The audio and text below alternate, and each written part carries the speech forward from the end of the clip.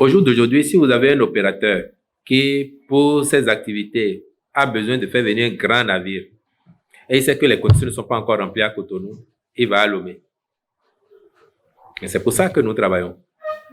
Et nous tenons compte de leur ressenti, de leur vécu, pour améliorer ce que nous faisons. Moi, j'attends que dans quelques mois, on se retrouve quand le port aurait fini ses investissements, ses aménagements, et qu'on voit si la même tendance va continuer à s'observer.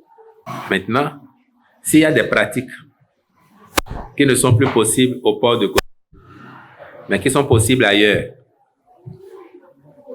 en termes de pratiques, hier, des opérateurs économiques béninois pouvaient faire venir du vin et du champagne, du spiritueux au Bénin et déclarer à notre douane que c'était de l'eau minérale pour minorer ce qu'ils doivent payer.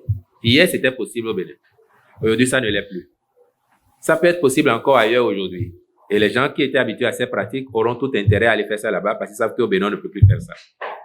Donc, ça peut être aussi une des raisons de l'intérêt que certains auraient pour certains autres ports de la sous-région plutôt que pour celui de Cotonou.